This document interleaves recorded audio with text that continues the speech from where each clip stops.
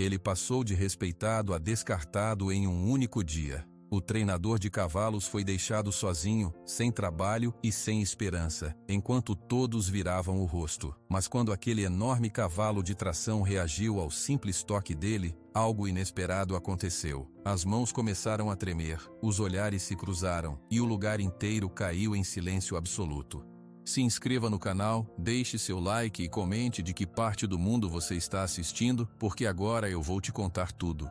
A porta do escritório bateu com um baque seco que ecoou pelo corredor limpo. João Pedro ficou parado do lado de fora, as mãos vazias. Ele olhou para elas, as palmas calejadas que conheciam o corpo de cada cavalo do rara sol nascente. Agora, elas não seguravam nada. A voz do patrão ainda zumbia dentro da sua cabeça. Os tempos mudam, João. Precisamos de métodos novos. Você ficou para trás. Eduardo Venturini não tinha olhado para ele enquanto falava. Ajustava a pulseira do relógio de ouro, seus olhos azuis fixos na tela do computador. A demissão foi explicada como uma soma de números, uma coluna de custos. João tentou falar, dizer dos anos dos títulos dos animais que ele criou desde potros. A resposta foi um gesto de mão, um abanar como se espantasse um mosquito. Sentimento é para donos de pet de apartamento. Aqui é negócio. Você virou um custo sentimental. João engoliu em seco. Um custo sentimental. 27 anos de trabalho viraram uma frase. E a casa? Sua voz soou rouca, estranha para seus próprios ouvidos. Eduardo finalmente ergueu o olhar. Não havia maldade ali, apenas um vazio calculista.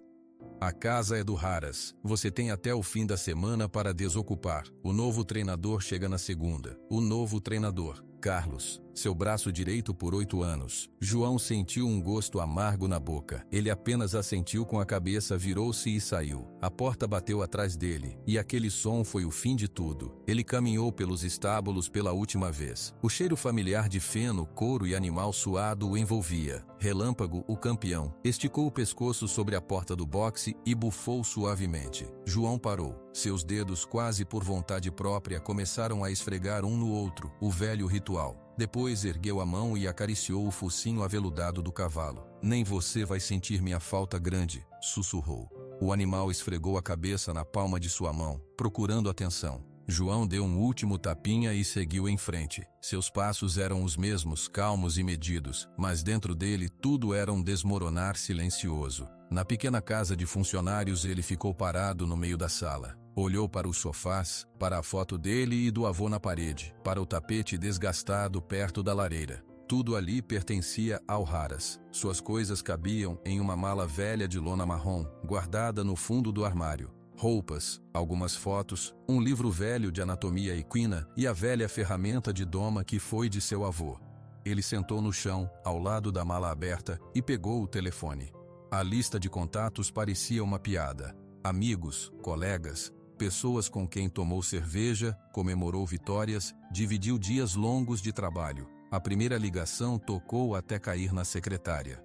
Ô Zé, sou eu, o João. Escuta, preciso conversar. A segunda foi atendida, mas a voz do outro lado era apressada. João, e aí, tudo bem? Olha, tô no meio de um serviço aqui, o patrão tá em cima. Te ligo depois, pode ser? O depois não veio. A terceira, a quarta, a quinta, ninguém atendeu. Ou atendiam com uma pressa, um desconforto, melhor a gente não se misturar agora, João. O Venturini tá puto da vida com alguma coisa, você entende? Ele entendeu perfeitamente. O respeito que ele tinha não era por João Pedro, o homem. Era por João Pedro, o treinador do Rara Sol Nascente. Sem o emprego, sem o título, ele era ninguém. Um fantasma com uma mala. A noite caiu sobre a propriedade. João não ligou a luz. Ficou sentado na escuridão, ouvindo os sons distantes dos cavalos. Seu coração era um peso morto dentro do peito. A arrogância silenciosa que ele carregara por anos, a certeza de que seu trabalho era sua fortaleza, dissolveu-se como fumaça. Ele confundira respeito profissional com lealdade. Agora, estava sozinho. Ao amanhecer, ele colocou as poucas coisas na mala. A fechadura enferrujada rangiu quando ele a puxou para cima. Ele vestiu seu casaco mais velho, aquele que usava nos dias frios de treino, e saiu sem olhar para trás. A estrada de saída do Raras era longa e ladeada de eucaliptos. Suas botas levantavam poeira. Ele não tinha um destino, apenas caminhava. A cidade de Água do Cerne ficava a 5 quilômetros dali, mas o que ele faria lá? Não tinha dinheiro para uma pensão. O salário do mês tinha ficado com Eduardo, uma multa rescisória que o patrão inventou na hora. O sol já estava alto quando uma lembrança tocou sua mente, fraca como um fio de voz. A voz era do seu avô, velha e marcada pelo tempo. Naquela fazenda do fim do mundo, o Esperança, eu aprendi o que um cavalo realmente diz. Não com chicote, menino, com o ouvido. A fazenda Esperança, um lugar que ele só conhecia por histórias. Seu avô trabalhou lá por um tempo, muitos e muitos anos atrás. Diziam que ficava abandonada há décadas, depois que os donos foram embora. Ficava na direção oposta à cidade, no fim de uma estrada de terra que ninguém mais usava. Era um lugar para se esconder, ou para desaparecer. João mudou de direção, seguiu por uma carreteira mais estreita, que logo virou um caminho de terra batida, cheio de buracos e mato crescendo nas beiradas. O ar ficou mais quieto. O barulho dos carros sumiu, substituído pelo canto dos sabiás e pelo zumbido de insetos. Ele caminhou por mais de 1 hora. A mala, que no início parecia leve, agora arrastava seus ombros para baixo. Sua camisa estava colada nas costas de suor. Finalmente, uma cerca de arame farpado caída marcou a entrada. Uma placa de madeira podre, quase comida pelo tempo, ainda mostrava letras desbotadas. Fazenda Esperança. João empurrou o arame com o pé e entrou. Era um lugar tomado pelo silêncio e pelo abandono. A casa grande, outrora branca, agora era um esqueleto de madeira com o telhado desabado. Os galpões estavam inclinados com paredes de tábuas soltas. O mato alto cobria tudo, chegando à altura de seus joelhos. Uma sensação de frio pairou sobre ele, mesmo sob o sol quente. Ele estava cansado, esgotado, precisava de um canto para cair. Caminhou até o que parecia ter sido um pequeno galpão de ferramentas, ao lado de um cercado maior. A porta estava arrancada. Dentro, o chão de terra batida estava coberto de folhas secas e teias de aranha. Havia um banco velho e quebrado num canto. João deixou a mala cair no chão. O cansaço era tanto que seus ossos doíam.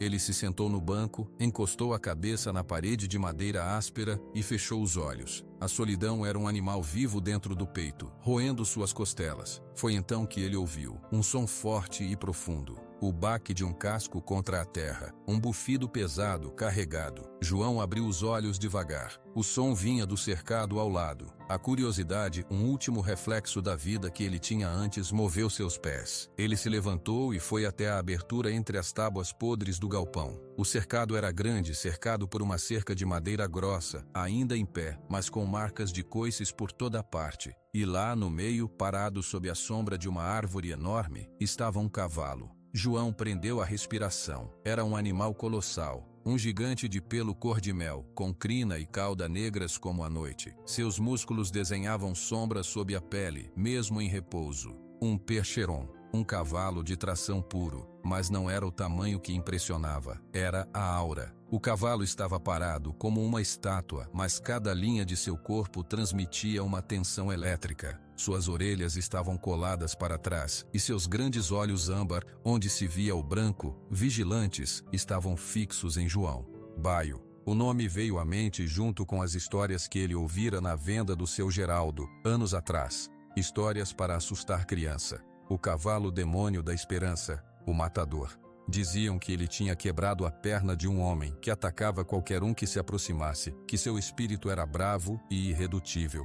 Por isso estava aqui, isolado, esquecido pelo mundo. Um monstro num cercado. João deveria sentir medo, e ele sentiu, um frio na base da espinha. Mas algo mais forte surgiu, vindo das profundezas da sua própria ruína. Era um reconhecimento, uma solidão encontrando outra solidão. Ele não pensou. Seus pés o levaram para mais perto do cercado, até ficar a um braço de distância da madeira grossa. O cavalo bufou alto, um som de aviso, e bateu o casco dianteiro no chão. 1, 2, 3 vezes seguidas. A terra tremeu. João não recuou. Ele ficou parado, suas mãos grandes penduradas ao lado do corpo. Ele olhou para aquele gigante assustado, para os olhos que brilhavam com medo e desconfiança, e viu um reflexo de si mesmo naquele momento. A voz saiu dele baixa, rouca de pouco uso, mas calma. A mesma calma que ele usava com um potro assustadiço. E aí, grandão? O cavalo esticou o pescoço, as narinas dilatadas, farejando o ar.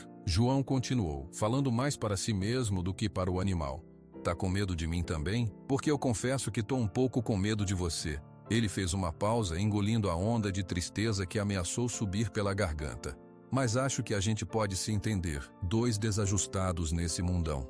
Baio parou de bater o casco. Suas orelhas giraram um pouco para frente, captando o som daquela voz monótona, sem ameaça. Ele não se aproximou, mas o branco dos seus olhos diminuiu um pouco. João Pedro não tinha mais nada. Nenhum emprego, nenhuma casa, nenhum amigo. Tinha apenas uma mala velha e um coração partido. Mas naquele cercado, diante daquela criatura abandonada e temida, ele viu pela primeira vez desde que a porta do escritório bateu, algo que não era um fim. Era um começo silencioso, frágil e assustador. Ele se sentou no chão seco, de costas para uma das estacas da cerca, mas de lado, para ainda poder ver o cavalo, e ficou ali, nem olhando diretamente, nem se afastando, apenas presente, apenas compartilhando aquele pedaço de terra esquecido. O sol começou a descer, pintando o céu de laranja.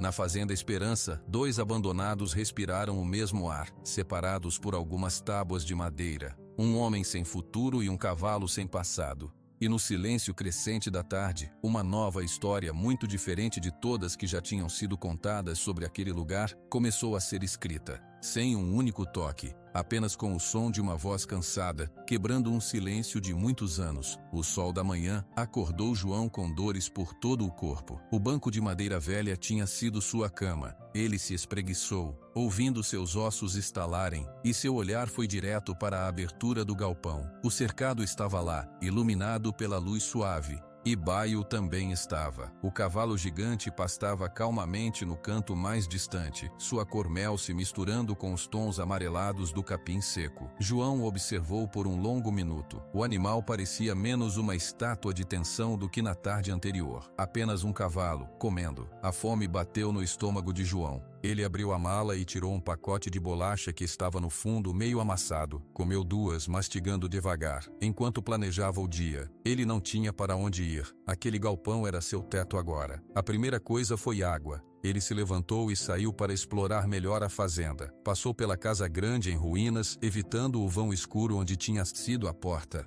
Nos fundos, encontrou um velho poço, com uma cobertura de madeira podre. Com cuidado, ergueu a tampa. O cheiro de terra úmida subiu. A corda ainda estava lá, amarrada a um balde de metal enferrujado. Ele baixou o balde e ouviu o som distante de um respingo. Puxou. A água que veio era turva, cheia de sedimentos, mas era água. Enquanto trabalhava, ele falava, não para si mesmo, mas para o silêncio ao redor, imaginando que Baio pudesse ouvir da onde estava. Água velha, mas serve. Vai precisar ferver, claro. Não tenho fogo ainda, mas é um começo. Ele levou o balde até o galpão.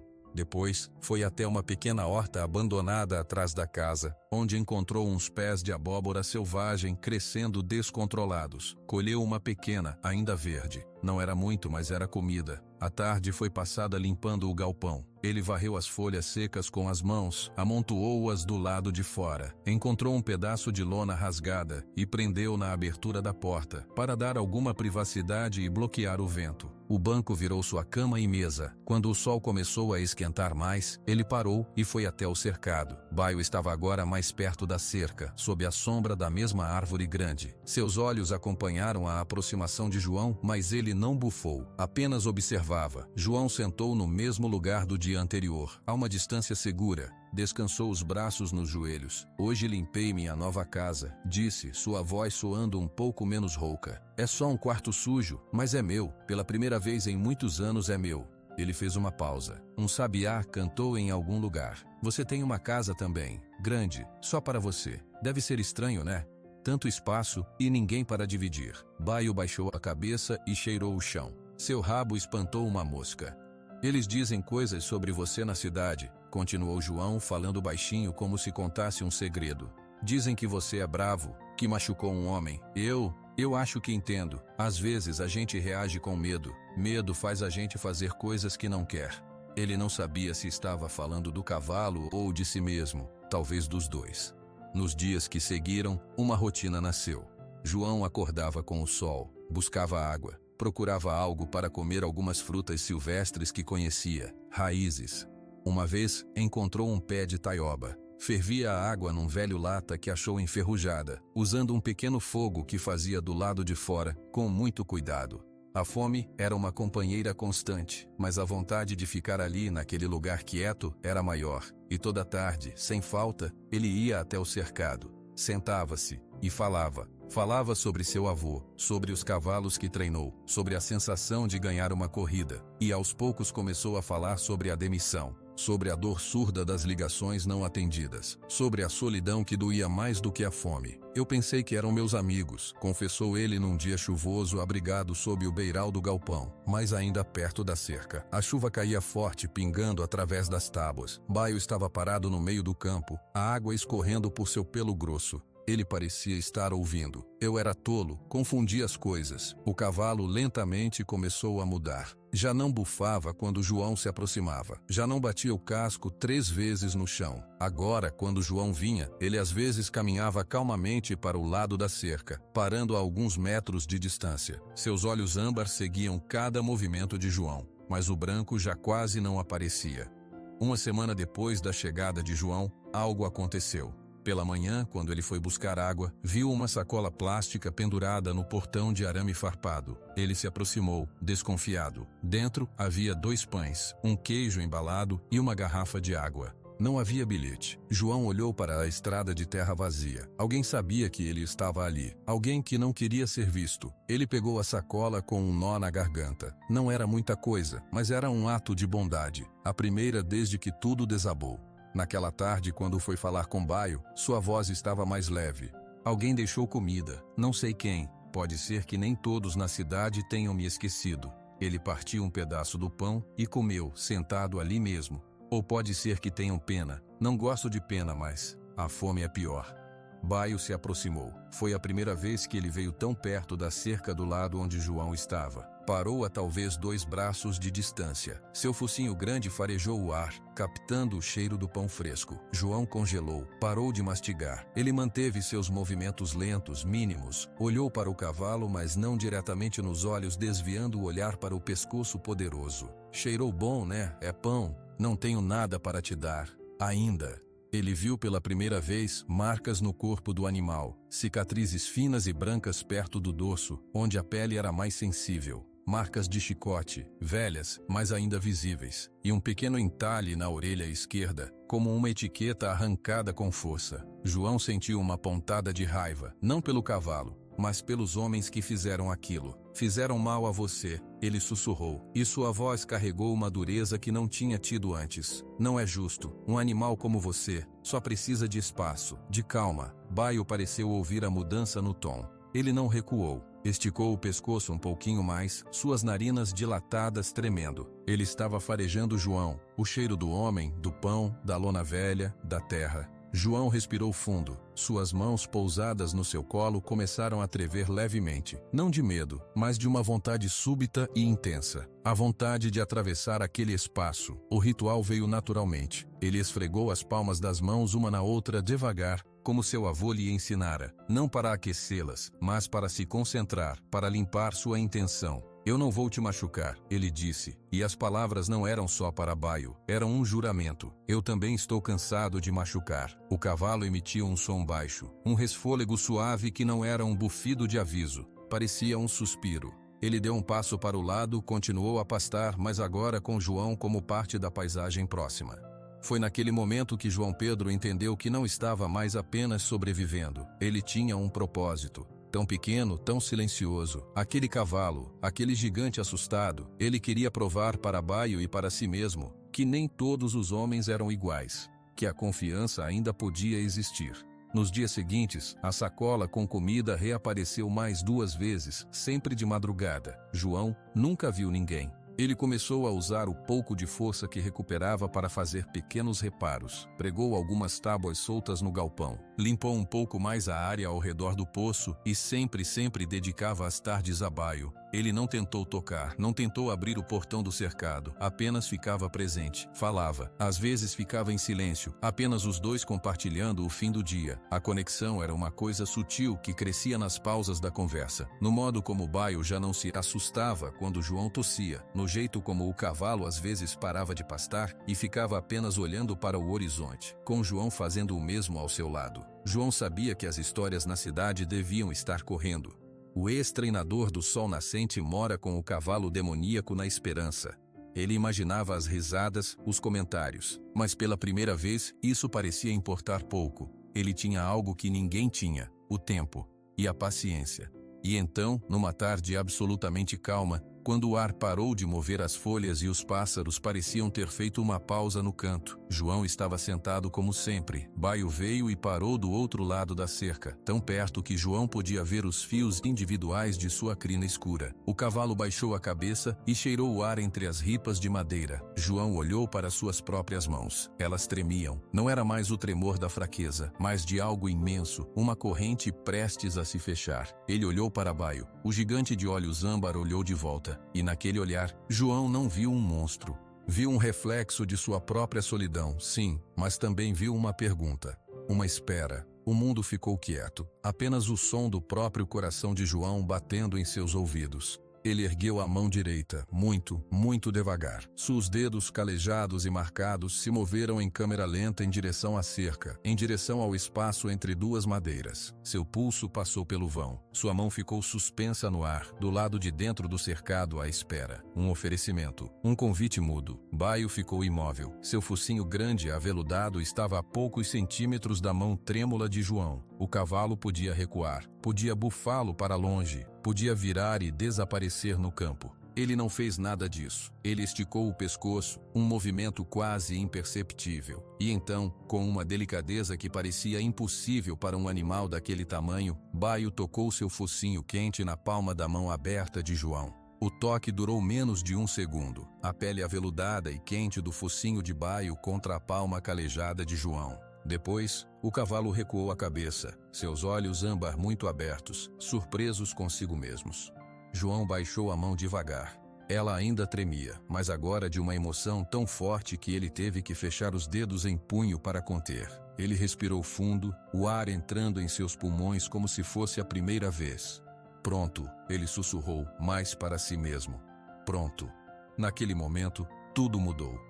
Não no mundo lá fora, mas dentro daquele cercado, dentro daquele galpão, dentro do peito de João. Uma porta que estava fechada à ferrugem havia se entreaberto. Nos dias que seguiram, João não forçou mais nada. Ele continuou sua rotina. Água, comida, os pequenos concertos. Mas agora, quando ia até a cerca, ele não se sentava mais longe. Sentava-se bem perto do portão e, às vezes, estendia a mão com a palma para cima, sobre a cerca baixa. Baio nem sempre vinha. Algumas tardes, ele ficava pastando do outro lado, olhando de relance. Outras, ele se aproximava, cheirava o ar perto da mão de João, mas não tocava. Isso também estava bom.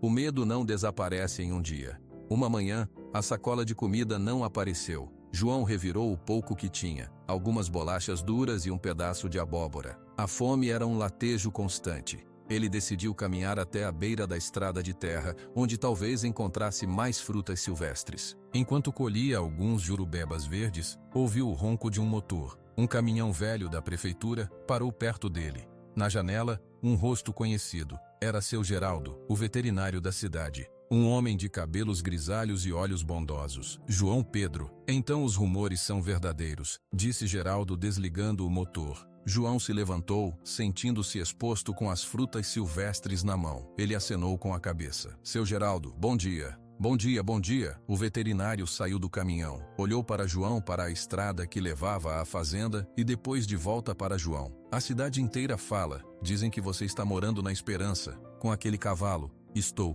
Não tenho outro lugar.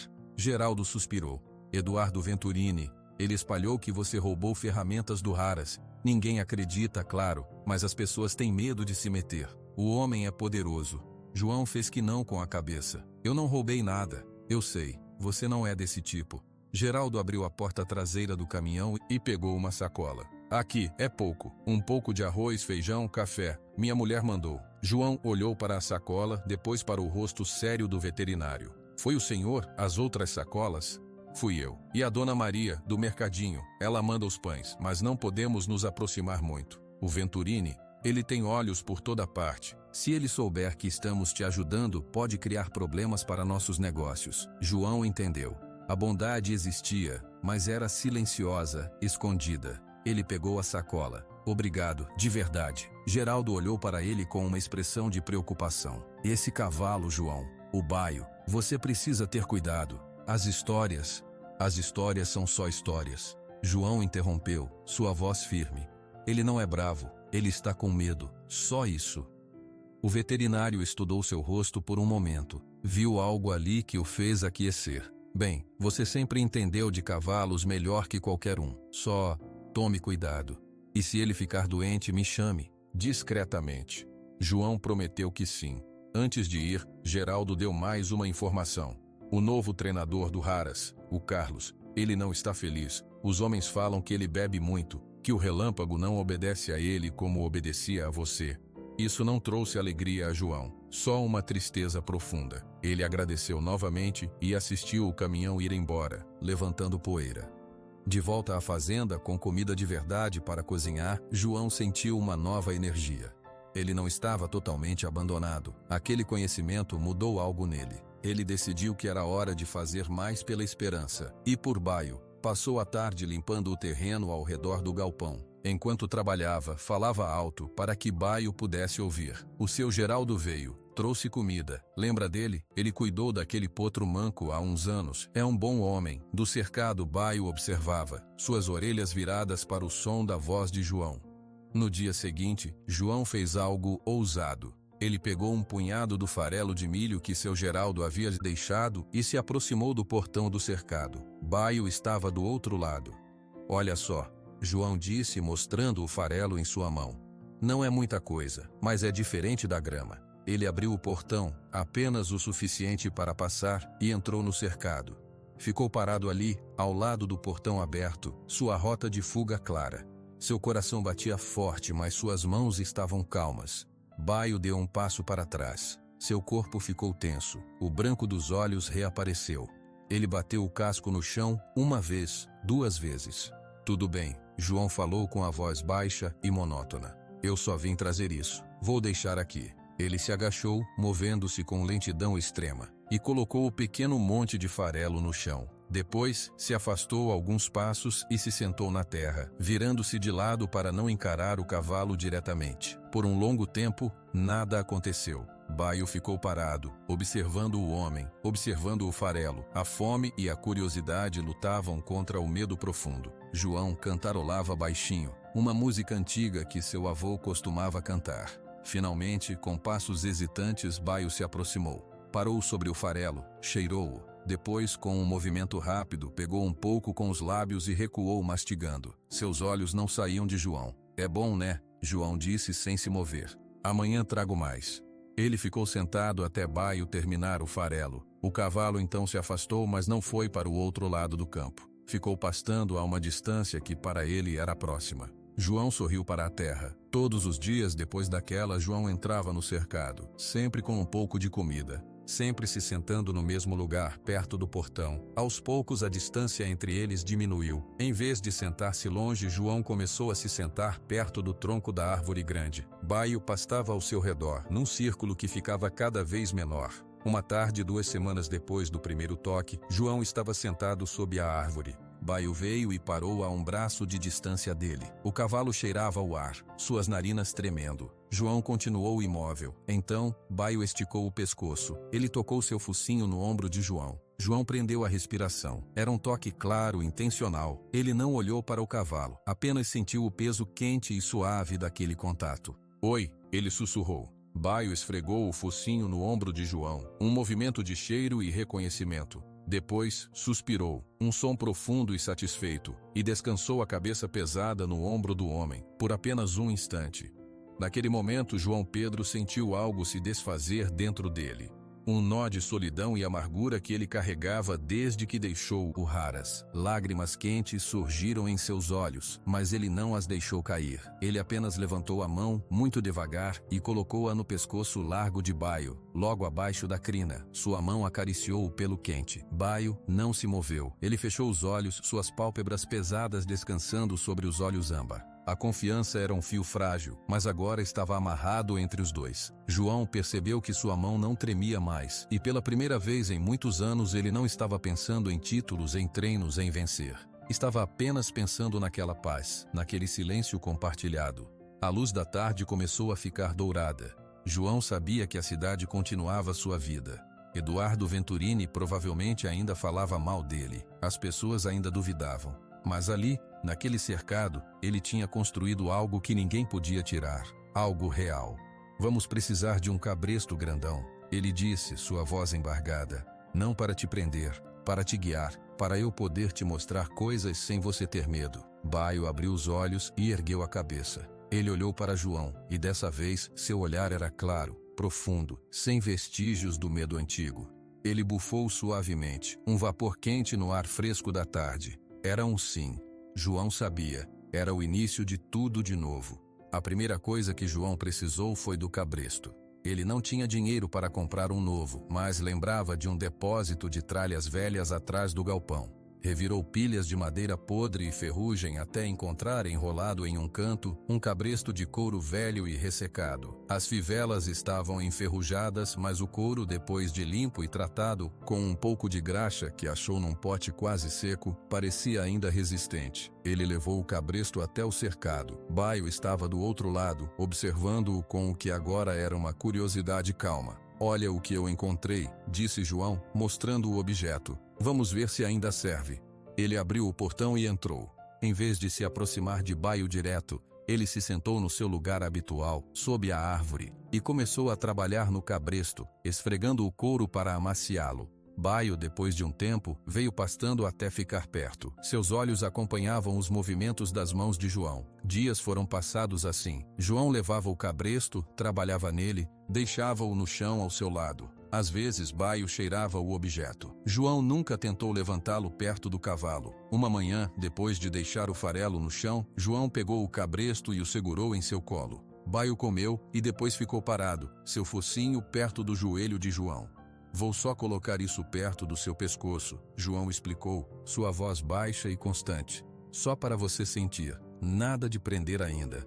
Ele moveu o cabresto lentamente. Baio acompanhou o movimento com os olhos, suas orelhas girando para a frente e para trás. Quando o couro tocou levemente seu pescoço, ele estremeceu, mas não se afastou. Era apenas um toque. Está vendo? É só couro. Velho como a gente. O processo foi de uma paciência infinita. Toques leves. Depois, segurar o cabresto contra o pescoço por alguns segundos. Depois, abrir as tiras e envolvê-lo sem fechar as fivelas. João celebrava cada pequeno passo com palavras calmas e com um pedaço extra de cenoura que Dona Maria, a senhora do mercadinho, começou a incluir nas sacolas de comida que seu marido deixava discretamente no portão. Enquanto o trabalho com Baio continuava, João também dedicava forças à fazenda. Com um velho facão que encontrou, ele começou a limpar o mato em volta do galpão. O quartinho anexo, que talvez tenha sido um depósito, tinha o telhado menos ruim. Ele passou dias consertando as telhas quebradas com pedaços de lata e tapando os buracos nas paredes com barro e palha. Uma tarde, ele ouviu o barulho de um carro parando na estrada. Não era o caminhão de seu Geraldo. Caminhou até o portão e viu um carro vermelho empoeirado. Da janela do motorista, uma mulher de cabelos grisalhos presos em um coque o cumprimentou. João Pedro,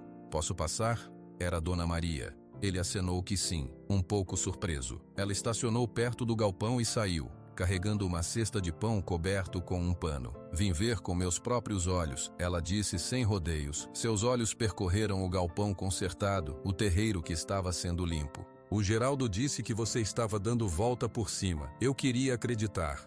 Obrigado pelos mantimentos, Dona Maria. Salvou minha vida. Bah, isso é nada. Ela olhou na direção do cercado. Baio estava lá, observando a nova visita de longe.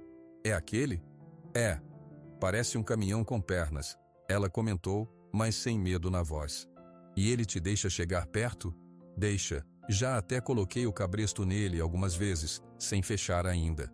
Dona Maria franziu a testa impressionada. As pessoas na cidade falam que você está amansando o bicho do diabo. Umas riem, outras começam a ficar curiosas. O seu amigo, o Carlos, o novo treinador, ele fica calado quando o assunto é você. Bebe num canto do bar. João não soube o que dizer sobre Carlos. A traição ainda doía. E o Venturini? Ele perguntou. A expressão de Dona Maria ficou séria. Ele não ri, ele fica brabo. Diz que você é um aproveitador, que está querendo aparecer. Mas eu acho... Ela fez uma pausa, escolhendo as palavras. Eu acho que ele está com inveja. Você aqui conseguindo algo com nada. Isso deixa um homem como ele nervoso. Ela deixou a cesta, recusou-se a tomar um café, porque a água de João ainda era turva demais para seu gosto, e foi embora, prometendo mandar mais coisas na semana seguinte. A visita deixou João pensativo. A notícia estava se espalhando. E como Dona Maria disse, nem todos riam. Alguns ficavam curiosos. Isso era uma faísca de esperança. No dia seguinte, ele decidiu que era hora. Ele entrou no cercado com o cabresto. Baio veio até ele esperando a cenoura diária. João deu a cenoura com uma mão e com a outra passou o cabresto sobre a cabeça do cavalo. Baio mastigou, concentrado na comida. João puxou as tiras levemente, passando-as pela cabeça do animal, e fechou a fivela na parte de trás, solta o suficiente para não apertar. Baio parou de mastigar. Sentiu o novo peso em sua cabeça. Ele sacudiu a cabeça, tentando se livrar da sensação. João manteve uma mão no seu pescoço, falando baixinho. Está tudo bem, é só um novo amigo para você carregar. Vamos andar um pouco. Com a guia presa ao cabresto, João começou a andar devagar. Baio hesitou. O cabresto puxava suavemente sua cabeça para uma direção. Ele deu um passo, depois outro. Caminharam em círculos lentos dentro do cercado. Toda vez que Baio parava confuso, João parava também. Acariciava seu pescoço e depois continuava. Foi um progresso lento, mas constante. Em uma semana, Baio já andava com o cabresto sem se importar. Aceitava a sela de tração que João conseguira um velho arsenal que encontrou num galpão, pesado e empoeirado, mas ainda útil. João a colocava sobre seu dorso sem apertar, deixando o cavalo se acostumar com o peso. A grande prova foi o primeiro passo fora do cercado. João abriu o portão grande que dava para uma área maior, um pasto abandonado atrás dos galpões. Ele ficou do lado de fora segurando a guia. Vem, ele chamou. Baio parou no limiar. Seus olhos percorreram o mundo aberto à sua frente. Por muitos anos, seu mundo foram aquelas tábuas. Ele bufou, inseguro. Está tudo bem, eu estou aqui. João deu um puxão muito suave na guia. Baio deu um passo para frente, e depois outro. E de repente, ele estava do lado de fora, sua massa imponente sob a luz aberta do sol. Ele ergueu a cabeça, farejando o vento livre. Não havia medo em seus olhos agora. Havia surpresa.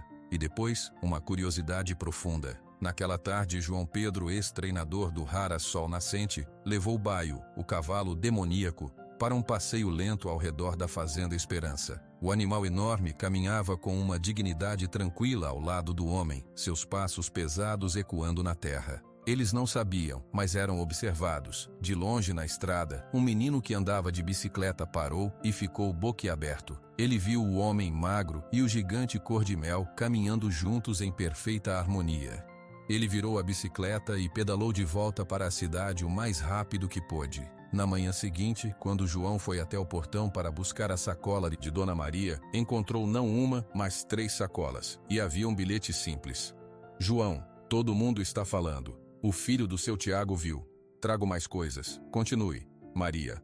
João olhou para Baio, que pastava no novo pasto, já acostumado com a liberdade. Olhou para o galpão que agora tinha uma porta de verdade, feita com tábuas reaproveitadas. Olhou para suas mãos, sujas de terra e graxa, mas cheias de um propósito. A notícia havia se espalhado, e pelo jeito nem todo mundo na cidade de Água do Cerne achava a história uma piada. Alguns talvez estavam começando a torcer por eles. Ele não podia imaginar que, enquanto ele viajava naquela pequena vitória, a notícia também havia chegado a outros ouvidos. ouvidos que não gostaram nada do que ouviram, ouvidos que pertenciam a um homem acostumado a ser o único centro das atenções. A luz do computador refletia nos olhos claros e frios de Eduardo Venturini. Ele assistiu ao vídeo pela terceira vez. A filmagem era tremida, feita de longe com um celular, mas mostrava perfeitamente o homem magro de camisa surrada, caminhando ao lado do cavalo colossal. O animal, com uma pesada sela de tração nas costas, seguia-o com uma obediência tranquila. Eles giravam em um pasto aberto, e no final do clipe, o cavalo, sem nenhum esforço aparente, arrastava uma pesada carroça cheia de madeiras velhas. Eduardo apertou o espaço do teclado, pausando o vídeo.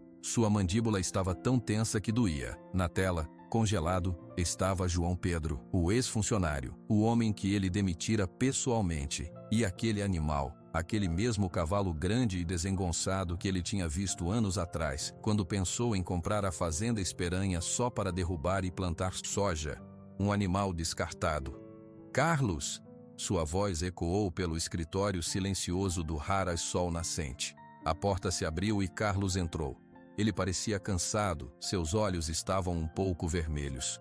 Não usava mais o boné surrado de tratador, mas uma camisa limpa. Ela não parecia confortável nele. Patrão?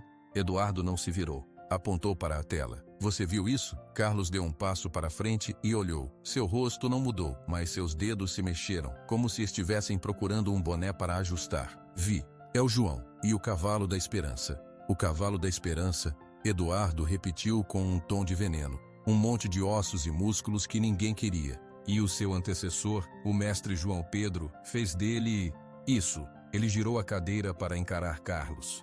Você que está no lugar dele há meses conseguiu fazer o relâmpago parar de arrastar as patas na curva do treino? Carlos baixou o olhar. O relâmpago é teimoso, patrão. Ele sente a mudança. Estou trabalhando nisso. Trabalhando. Enquanto isso, um mendigo num casebre abandonado está domando um fardo de carne com conversinha e cenoura. A voz de Eduardo subiu. Ele bateu a mão na mesa. O som foi seco. Isto é uma piada de mau gosto sobre mim, sobre este raras. Ele se levantou e começou a andar. As pessoas vão ver isso. Já estão vendo. O filho do seu Tiago espalhou o vídeo no grupo da cidade. E o que elas vão pensar? Vão pensar que o grande Eduardo Venturini demitiu um gênio, que o cavalo que eu joguei fora é uma joia, que o meu relâmpago, o campeão, vai ser comido pela poeira de um cavalo de lixo. Carlos permaneceu em silêncio. Ele olhava para o chão, para as botas lustradas de Eduardo que passavam de um lado para o outro. Eduardo parou na frente dele. Isto não pode continuar. Você entende? Isto é uma mancha. No meu nome, nos meus negócios, na preparação para a Corrida do Divino. A Corrida do Divino. A maior prova de tração da região que aconteceria dali a 2 meses. O troféu que Eduardo precisava para garantir novos investidores. O que o senhor quer que eu faça? Carlos perguntou, sua voz quase inaudível. Não quero que você faça nada. Você já demonstrou sua habilidade. O desprezo na voz de Eduardo era cortante. Eu vou tomar conta disso, mas você vai ouvir e vai concordar, porque se eu sentir que você está simpatizando com aquele trapo humano lá na Esperança, você vai juntar as trouxas dele. Está claro? Carlos engoliu em seco e acenou com a cabeça. Bom, agora saia e tente fazer o relâmpago galopar em linha reta pelo menos. Carlos saiu rapidamente, fechando a porta atrás de si. Eduardo voltou para a cadeira. Olhou para o vídeo pausado mais uma vez. Um plano começou a se formar em sua mente. Um plano simples, sujo e eficaz. Na manhã seguinte, na pracinha de água do Cerne, o clima era diferente. João havia ido até o mercadinho de Dona Maria pela primeira vez, para comprar sal com o pouco dinheiro que ganhara ajudando seu Geraldo a tratar de uma vaca doente. Ele sentiu os olhares. Alguns eram curiosos. Um senhor mais velho acenou timidamente. Outros viravam o rosto. Na porta do bar, 2 homens pararam de conversar quando ele passou. Dentro do mercadinho, Dona Maria o cumprimentou com um aceno de cabeça, mas seu rosto estava sério. João, você viu o vídeo? Que vídeo? Ele perguntou pegando o pacote de sal. Do você e do baio. Alguém filmou. Todo mundo tem no celular. João franziu a testa. Eu não sabia. Pois é. Ela baixou a voz. O Venturini esteve na cidade ontem à noite, no bar. Falou alto para todos ouvirem. O que ele disse? Dona Maria hesitou. Disse que você estava se aproveitando da bondade dos outros. que as ferramentas que você está usando, a sela, o cabresto, são coisas roubadas do Aras, que você sempre foi um funcionário desonesto. João sentiu um calafrio. As palavras doíam, mas doíam mais porque eram uma mentira tão grosseira. Ninguém acredita nisso. Alguns acreditam, ou fingem acreditar. O Venturini é um homem importante. Ele emprega gente, tem influência. Ela colocou a mão sobre a dele. Só tome cuidado, João. Ele não vai parar por aí. João pagou pelo sal e saiu. O caminho de volta para a fazenda parecia mais longo. A sensação de progresso, de aceitação, tinha sido substituída por um peso. Eduardo não o havia esquecido. Pior, ele estava com medo. Medo do que João e Baio poderiam se tornar. Naquela noite, o primeiro ataque aconteceu. João acordou no meio da noite com um barulho estridente. Era o som de metal sendo torcido, seguido por um bufido alto e assustado de Baio. Ele saiu correndo do galpão, de pés descalços. A lua cheia iluminava a cena. 2 homens estavam junto ao cercado do pasto onde Baio dormia. Um deles, usando um capuz, estava com um péssimo alicate tentando arrancar os arames da cerca. O outro batia com um pedaço de madeira nas tábuas, fazendo um barulho ensurdecedor para assustar o cavalo. Baio estava no centro do pasto, relinchando alto, girando em círculos, seus olhos arregalados mostrando o branco. Ele estava em pânico. "O que vocês estão fazendo? Saiam daí!" João gritou, correndo na direção deles. Os homens se viraram. O da madeira ergueu o pedaço de pau em uma ameaça. "Fica na tua, velho. O patrão só manda um recado." O Venturino, João parou a alguns metros. Suas mãos estavam fechadas em punhos. "Digam a ele que o recado chegou. Agora sumam." O homem com o alicate deu um último puxão, arrancando um pedaço de arame, e os 2 saíram correndo em direção a uma moto estacionada na sombra da estrada. Em segundos, o ronco do motor se afastou. João correu até o portão. A cerca estava danificada, mas ainda em pé. Ele entrou no pasto falando baixinho. "Baio, está tudo bem. Já foram. Já foram." O cavalo gigante estava tremendo. Suas narinas vibravam e ele respirava ofegante. O medo antigo estava de volta em seus olhos. Ele não se aproximou de João. Eu sei que assustou", João disse, mantendo a distância. Ele se sentou no chão, ali mesmo, no campo frio. "Eu fico aqui, até você se acalmar." Ele ficou sentado a noite toda, falando, cantarolando, até que o sol começou a clarear o céu. E Baio, exausto pelo susto, finalmente baixou a cabeça e começou a pastar, ainda nervoso, mas aceitando a presença de João. O dia foi gasto consertando a cerca. João trabalhou com raiva silenciosa. Cada arame esticado, cada estaca reforçada era uma resposta. Ele não ia embora, ele não ia desistir, mas Eduardo não tinha terminado. 2 dias depois, quando João foi até o poço buscar água, encontrou o balde virado. A água tinha um cheiro estranho, químico. Ele não usou.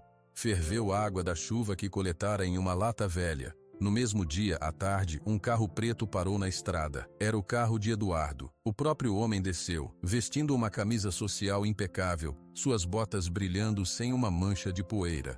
Ele veio até o portão da fazenda, onde João estava aparando uma cerca viva com o facão velho. "Que surpresa, João! Parece que você encontrou sua vocação, jardineiro." João parou de trabalhar, ergueu o olhar. "O que você quer, Venturini?" "Só vim ver de perto o meu patrimônio," Eduardo disse com um sorriso frio. "Essa fazenda pertence a um amigo meu de Maringá. Está registrada em nome dele. Você está invadindo propriedade privada." Era uma mentira. João não tinha como provar, mas sabia que era mentira. "Seu amigo pode vir me tirar daqui então." "Oh, ele virá, no tempo certo. E com a polícia." Eduardo deu um passo à frente. "Mas eu sou um homem compreensivo. Você pode ficar até a corrida do divino." João entendeu. "E depois?" Depois você e o seu monstro vão ter que ir para outro lugar. Talvez um abatedouro para o cavalo. É o fim mais útil para um animal descontrolado." João sentiu uma fúria quente subir por seu peito. Ele deu um passo à frente e, pela primeira vez, Eduardo recuou. Apenas um instante, percebendo a fúria no olhar do ex-funcionário. "Saia daqui," João disse. Sua voz era um fio de ameaça. "E tire seus capangas de perto do meu cavalo. Se ele sofrer um arranhão, eu vou até você, pessoalmente." Eduardo recuperou a compostura. Ajustou a pulseira do relógio, um gesto nervoso. São só palavras, João. Você não tem nada, ninguém. Continue brincando de domador. O mundo real vai te alcançar. Ele virou-se e foi até o carro. Antes de entrar, olhou para a fazenda uma última vez, seus olhos azuis percorrendo o galpão, o pasto, procurando o baio. Ele não viu o cavalo, mas o ódio em seu rosto era claro. Quando o carro desapareceu, João deixou o facão cair no chão. Suas mãos tremiam, não de medo, mas de uma raiva impotente. Ele olhou para a fazenda Esperança, para o lar que ele estava construindo com tanto esforço. Era frágil, tão frágil, e havia um homem poderoso decidido a esmagá-lo. Ele foi até o pasto. Baio estava no fundo, próximo às árvores. Ele se aproximou e o cavalo, ainda um pouco desconfiado depois do ataque noturno, não fugiu. Ele veio aqui, João falou, acariciando o pescoço forte. O homem que manda os outros fazerem mal. Ele tem medo de você, sabia? Medo de nós dois. Baio bufou, como se entendesse a seriedade na voz de João. Agora é guerra, grandão. João sussurrou, sua testa encostada no pelo quente. E a gente só tem um ao outro. Mas eu juro que não vou deixar ele te machucar. O sol da tarde os envolvia, mas uma sombra grande e perigosa havia se alongado sobre a Esperança. A corrida, João percebeu agora, não era só uma prova, era uma armadilha. E ele e Baio estavam caminhando direto para ela. A tensão era uma presença constante, como um cheiro ruim no ar. João passou os dias seguintes ao encontro com Eduardo em um estado de alerta. Ele revisou todas as cercas, reforçando cada estaca. Verificava a água do poço 3 vezes ao dia, cheirando e provando um pouco antes de dar a Baio. À noite ele dormia com o facão velho ao lado do banco e acordava a cada barulho. Mas os dias passaram e nada aconteceu. Nenhum capanga, nenhum vandalismo. A calma era mais assustadora do que o ataque. Baio, por sua parte, recuperou a confiança. O susto daquela noite foi ficando para trás, e ele voltou a seguir João como uma sombra grande e fiel. O treino para a corrida, no entanto, era um pensamento distante. A prioridade de João era mantê-los seguros. Uma semana após a visita de Eduardo, João notou algo diferente no cavalo. Era manhã cedo, e Baio costumava estar esperando por ele no portão do pasto, ansioso pela ração matinal. Naquele dia, ele ainda estava deitado na terra sob a árvore. Acordou tarde, grandão? João chamou, abrindo o portão. Baio ergueu a cabeça com lentidão. Ele se levantou, mas o movimento parecia pesado. Ele não veio até João. Ficou parado, olhando. Está tudo bem? João se aproximou, preocupação formando um nó em seu estômago. Ele colocou a mão no pescoço do cavalo. A pele estava quente. Talvez fosse só o sol da manhã. Ele serviu a ração especial que conseguira com seu Geraldo, uma mistura de aveia e milho. Baio cheirou a comida, mas comeu apenas alguns bocados antes de parar. Não está com fome? João perguntou, sua voz carregada de apreensão. Pode ser o calor. Ele decidiu observar. Durante o dia, Baio parecia mais lento, pastava menos, ficava mais tempo parado, com a cabeça baixa. À tarde, quando João tentou uma caminhada leve, o cavalo o seguiu, mas sem o vigor de sempre. Você não está bem, não está? João murmurou, examinando os olhos do animal. Eles pareciam um pouco opacos. Amanhã, se não melhorar, vou chamar o Geraldo. Naquela noite, João mal dormiu. Ele ficou levantando, olhando para o pasto pela abertura da porta. Baio estava deitado, e ele raramente se deitava para dormir enquanto ainda havia luz no céu. Ao amanhecer, a situação era pior. Baio não se levantou. Ele estava deitado de lado, sua respiração era um pouco ofegante. João correu até ele. Baio, levanta, grandão, vamos! Ele tocou no flanco do cavalo, tentou puxar o cabresto. Baio gemeu, um som baixo e profundo de desconforto, e tentou se levantar. Suas pernas traseiras vacilaram e ele caiu de volta no chão, pesadamente. Pânico. Um pânico frio e absoluto tomou conta de João. Ele correu até o galpão, pegou o celular velho que só tinha crédito para emergências. Suas mãos tremiam tanto que ele errou o número 2 vezes. Seu Geraldo, por favor, atenda. Atenda. Alô? A voz sonolonga do veterinário atendeu. Geraldo, é o João, é o Baio. Ele está muito mal, não consegue se levantar. Por favor, venha. A voz do outro lado ficou instantaneamente alerta. Não consegue se levantar? Está ofegante? Tem febre? Está quente. E a respiração está ruim. Ele não comeu quase nada ontem. Estou indo, 20 minutos, fique com ele. Os 20 minutos foram os mais longos da vida de João. Ele se ajoelhou na terra ao lado da cabeça imensa de Baio. O cavalo mal abria os olhos. Sua língua estava um pouco para fora, seca. Não, não, não, não. João sussurrou, passando a mão no focinho aveludado, agora quente e sem vida. O que eu fiz? O que foi que aconteceu? Ele revisou tudo na mente. A água, ele tinha verificado. A ração, a mesma de sempre. O pasto, nada de novo. Então, o quê? O caminhão de seu Geraldo chegou em uma nuvem de poeira. O veterinário saltou, carregando uma maleta preta. Ele nem cumprimentou João. Foi direto até o cavalo, ajoelhando-se. Fala comigo, João. Desde quando assim? Ontem de manhã começou meio lento. A noite já estava ruim. Hoje, não se levanta. Geraldo abriu a maleta. Tirou um termômetro. Checou a temperatura dos olhos, das gengivas. Auscultou o coração e os pulmões com um estetoscópio. Seu rosto era uma máscara de concentração. Febre alta, coração acelerado, sinais de dor abdominal. Ele olhou para João.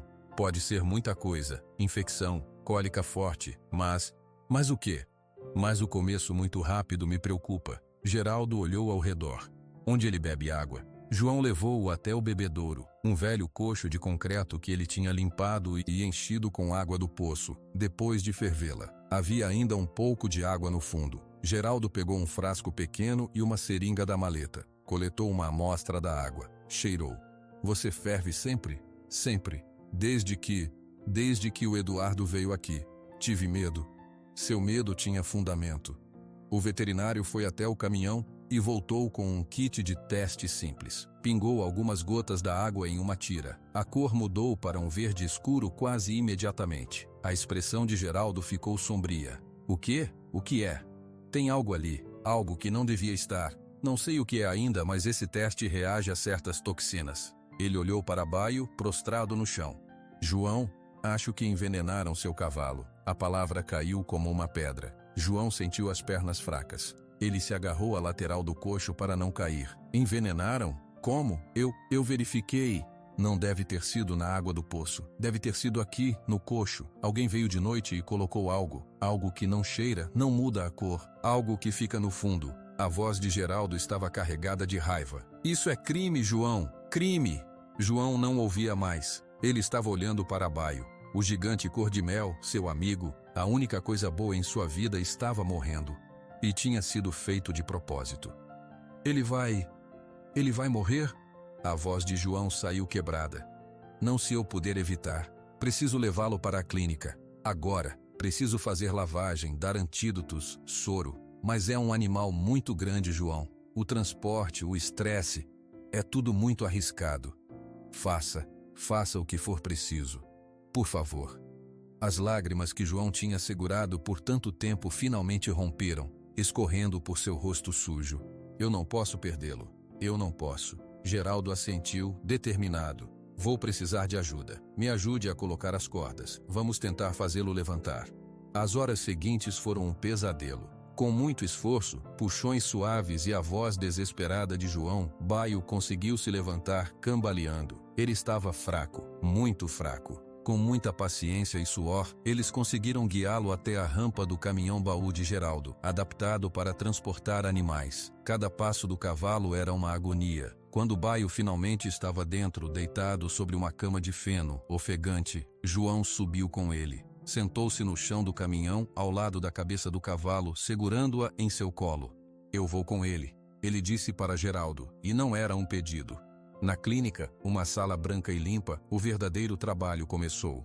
Geraldo chamou um auxiliar. Enquanto eles trabalhavam inserindo sondas, aplicando soros na veia grossa do pescoço de Baio, João ficou parado num canto, suas mãos sujas e inúteis apertadas contra o peito. Ele via o corpo poderoso de Baio tremendo, ouvia seus gemidos baixos. Cada som era uma facada. Em um momento de pausa, com Baio sedado e estabilizado, Geraldo se aproximou de João. Vou mandar a amostra da água para um laboratório em Maringá. Vai levar alguns dias, mas os sintomas e o teste rápido, eu tenho quase certeza, foi envenenamento. Alguém quis matá-lo, João.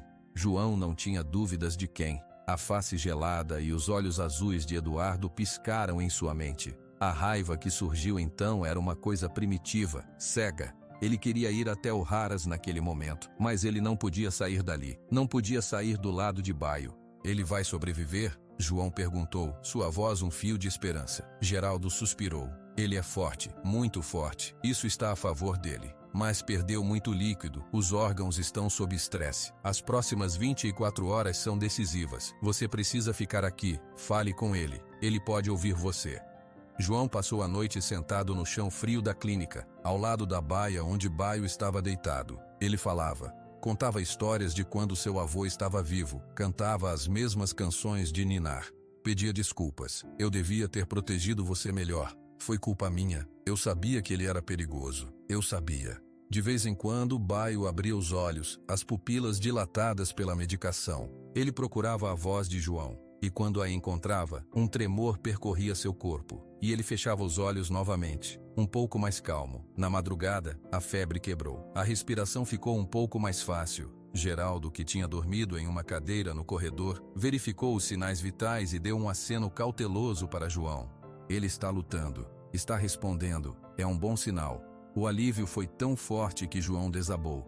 Ele chorou em silêncio, seu corpo todo tremendo, a cabeça encostada nas grades da baia. Baio estava vivo, mas a batalha estava longe de terminar. Ao nascer do sol, exausto, com o rosto marcado pelas lágrimas e pela falta de sono, João saiu da clínica por um momento para respirar ar fresco. Foi quando viu uma figura familiar, parada do lado de fora do portão, hesitante. Era Carlos. Ele estava segurando um saco de estopa, e seu rosto estava pálido, marcado pela culpa e pelo cansaço. João sentiu a raiva voltar, rápida e quente. Ele atravessou o pátio em direção ao portão. O que você quer aqui? A voz de João saiu áspera, carregada de uma fúria que ele não tentou esconder. Ele parou do outro lado do portão de ferro da clínica, seus olhos vermelhos fixos em Carlos. Carlos parecia querer desaparecer. Ele segurava o saco de estopa com força, seus nós dos dedos brancos. Não usava o boné, e seus cabelos encaracolados estavam desgrenhados. João, eu soube. Sobre o cavalo. É claro que soube. João cuspiu as palavras. Foi seu patrão que mandou, não foi? Você veio ver se o serviço foi bem feito? Carlos fechou os olhos por um segundo como se levasse um tapa. Quando abriu, havia um brilho de lágrimas de raiva e vergonha. Não. Eu vim ajudar. Ajudar? O riso de João foi amargo e curto. Você veio por pena? Não quero pena, Carlos. Já tive muita coisa, pena nunca foi uma delas. Carlos abriu o portão e entrou, enfrentando o olhar furioso de João. Ele não se aproximou mais, apenas deixou o saco no chão, entre eles. Tem soro grosso aí, vitaminas, um remédio para a dor que o seu Geraldo pode não ter. Eu peguei no estoque do Raras. João olhou para o saco, depois de volta para o rosto de Carlos. Por quê? Por que você faria isso? Para limpar sua consciência? Carlos respirou fundo. Sua voz saiu trêmula, mas clara. Ele mandou João. O ar pareceu sair do pulmão de João. A confirmação direta vinda da boca de Carlos foi um golpe físico. O Eduardo, ele me chamou no escritório, disse que você e aquele monstro eram uma vergonha, que iriam rir dele na corrida. Ele deu um pó branco num saquinho, disse para eu colocar na água do cavalo. A voz de Carlos quebrou. Disse que era só para deixá-lo doente, para ele desistir da corrida, mas eu olhei para aquele pó, João. Não era coisa de deixar doente. João estava imóvel, ouvindo. A raiva ainda estava lá, mas agora misturada com um horror gelado. Eu disse que sim. Eu quis dizer que sim, para parecer importante, para o patrão finalmente me ver. Carlos olhou para as próprias mãos como se não as reconhecesse. Naquela noite, fui até a cerca da fazenda, com um saquinho. O Baio estava lá, parado no escuro. Eu joguei o pó por cima da cerca perto do coxo, mas eu não consegui. Me deu um desespero. Eu peguei a pá de lixo do meu caminhão e cavei a terra onde o pó tinha caído, tirei a maior parte. Joguei terra por cima. Pensei que talvez não fosse suficiente para fazer mal. Ele ergueu os olhos e agora as lágrimas escorriam livremente pelo seu rosto. Mas não fui eu quem fez. Não dessa vez. Quando o Eduardo viu que o cavalo não tinha adoecido, ele ficou possesso. Ele chamou o Jorginho, aquele capanga que sabe de tudo. Eu ouvi ele dando a ordem, a mesma ordem que deu para mim. E o Jorginho? Ele fez. Na noite seguinte, deve ter sido ele. João sentiu o chão se mover sob seus pés. A confissão era pior do que ele imaginava. E você não fez nada, não me avisou. Eu tive medo, Carlos gritou, a culpa transbordando. Medo de perder o emprego, medo do Eduardo, medo de virar um nada, como você virou. Ele parou, horrorizado com o que dissera. João, eu não quis dizer assim. João olhou para ele por um longo momento. Viu o homem atarracado e forte, que antes era seu braço direito, agora encolhido pela vergonha. Viu a inveja antiga, o medo e um resto de bondade que ainda lutava para sair. Por que veio agora então? João perguntou, sua voz mais baixa, exausta. Porque quando o Geraldo espalhou que o Baio tinha sido envenenado, eu olhei para o relâmpago no estábulo, e ele olhou para mim. E não era o olhar de um campeão, era o olhar do Jeg, aquele cavalo velho e manco que a gente salvou juntos, lembra? A gente ficou a noite toda com ele dando sopa na boca. Carlos enxugou o rosto com a manga. Aí eu pensei, o que eu estou fazendo? De que lado eu estou? Ele pegou o saco do chão e estendeu para João. Eu não sou corajoso como você, nunca fui, mas posso tentar fazer a coisa certa agora. Deixa eu ajudar, deixa eu cuidar dele com você. Eu sei como, por favor. João olhou para o saco, depois para a porta da clínica onde Baio lutava pela vida. Cada instante de hesitação era um instante roubado do cavalo. A raiva ainda queimava nele, mas era uma luxúria que ele não podia pagar. Baio precisava de ajuda, de qualquer ajuda. Ele pegou o saco das mãos de Carlos. Ele está dentro. Não faça nenhum movimento brusco perto dele. Ele está com medo e com dor. Se você assustá-lo, eu te jogo fora daqui mesmo você me ajudando, entendeu?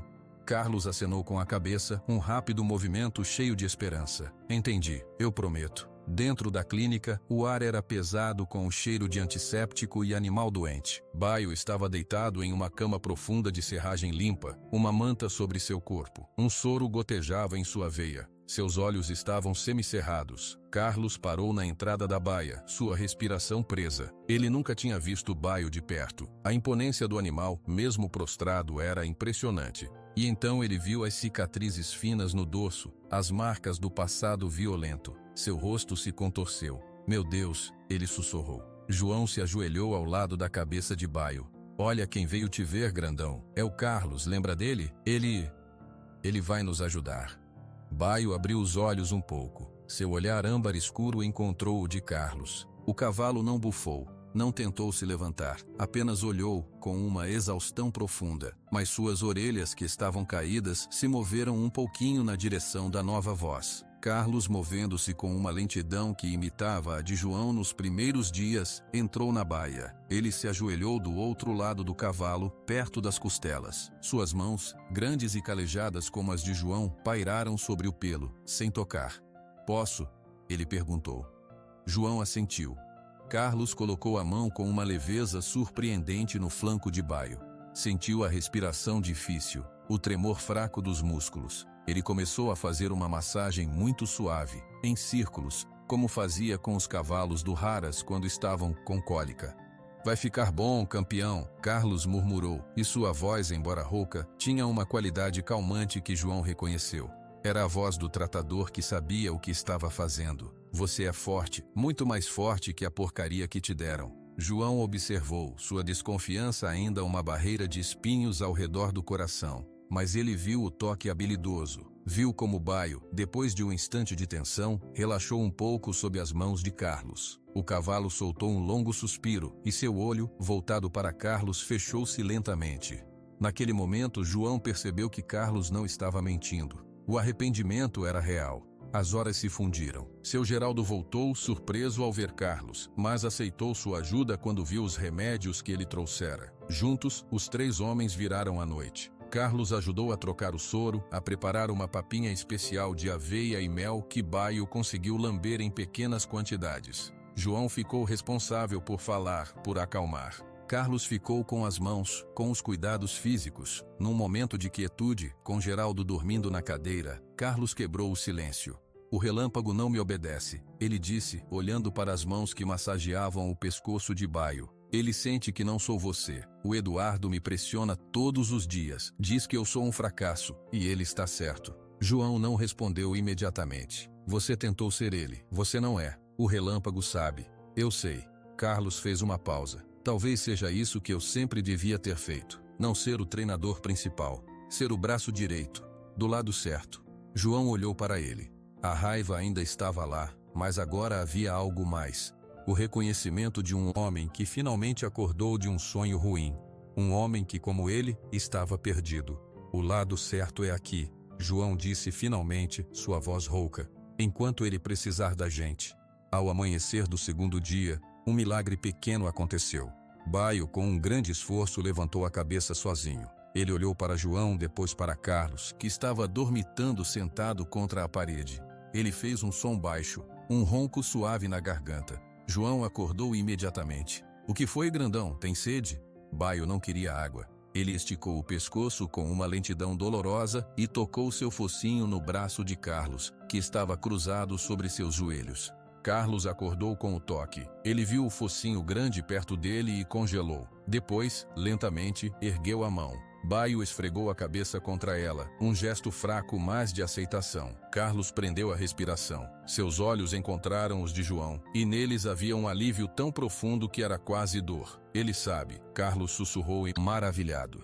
Ele sabe. João confirmou, e pela primeira vez, um fio de algo que não era rancor passou entre os dois homens. Era um entendimento, uma trégua nascida no sofrimento de um cavalo. A batalha não estava ganha, mas o pior tinha passado. E pela primeira vez desde que tudo começou, João Pedro não estava sozinho na linha de frente. A notícia correu por água do cerne como fogo no capim seco. Não foi um jornal, nem um boletim. Foi a voz de seu Geraldo, falando baixo no seu consultório para um fazendeiro. Foi Dona Maria, contando para uma cliente no mercadinho, com os olhos cheios de indignação. Foi o próprio Carlos, que depois de 3 dias dormindo no chão da clínica ao lado de João, foi até o bar da cidade, olhou para os homens que bebiam e falou alto. Foi o Eduardo Venturini. Ele mandou envenenar o cavalo. O silêncio que se seguiu foi cortado pelo tilintar de um copo sendo colocado com força no balcão. Tem prova disso, Carlão? Perguntou o dono do bar. Um homem velho e sério. Tenho a minha palavra. E tenho o que vi. E o seu Geraldo tem a água que foi testada. Carlos olhou para as faces conhecidas. Alguns desviaram o olhar, envergonhados. Outros franziram a testa, zangados. O João Pedro não roubou nada, ele só está tentando sobreviver. E o Baio? Aquele cavalo só precisava de um pouco de paz. Na manhã seguinte, quando João finalmente trouxe Baio de volta para a Fazenda Esperança, ele encontrou um pequeno grupo de pessoas no portão. Não eram curiosos, eram o fazendeiro do bar, seu Tiago, o pai do menino que filmou o primeiro vídeo e mais 2 homens. Eles trouxeram um rolo de arame farpado novo, estacas e ferramentas. João, disse seu Tiago tirando o chapéu, viemos consertar a cerca, onde foi estragado. João parou, com Baio ainda um pouco fraco ao seu lado. O cavalo ficou alerta, mas não assustado. Não precisam fazer isso, João disse, sua voz ainda rouca de cansaço. A gente precisa sim, disse um dos outros homens. Aqui não é terra do Venturini. A gente deixou ele crescer demais, erro nosso. Enquanto os homens trabalhavam, Dona Maria chegou com uma panelão de comida. Outros carros pararam. Pessoas traziam sacos de ração, feno, até um coxo de plástico novo. Ninguém fazia alarde, apenas deixavam as coisas perto do galpão, acenavam para João e iam embora. Era uma reparação silenciosa. Carlos estava entre eles trabalhando mais do que todos. Ele não falava muito, apenas fazia. João o observava. A raiva ainda estava lá, num canto escuro do seu coração. Mas ele não podia negar a ajuda. Baio também não. O cavalo aceitava a presença de Carlos. Às vezes até buscava um cheiro dele com o focinho. Uma semana depois da volta para casa, Baio já pastava normalmente. A força voltava aos seus músculos poderosos. A corrida do divino estava marcada para o próximo domingo. Sentados no alpendre do galpão, que agora tinha 2 cadeiras velhas, João e Carlos observavam o pôr do sol. Ele está forte o bastante? Carlos perguntou, quebrando o silêncio. João olhou para Baio, que bebia água no coxo novo. Ele está. A pergunta é se eu estou. Carlos virou-se para ele. Você vai inscrevê-lo? Se eu não inscrever, o Eduardo vai achar que venceu, que me quebrou. João fechou os olhos. Mas se algo acontecer com o Baio naquela pista, eu não aguento.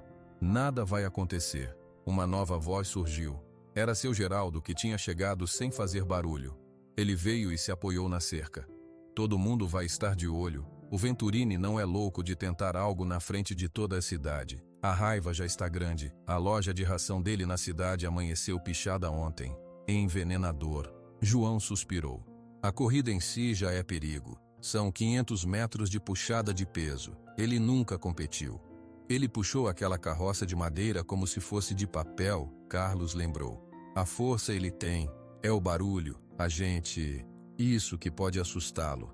Foi então que Baio, como se tivesse ouvido, deixou o coxo e veio caminhando calmamente até eles. Parou ao lado de João e colocou a cabeça sobre seu ombro, um hábito que tinha desenvolvido. Seus grandes olhos estavam calmos. João acariciou seu focinho.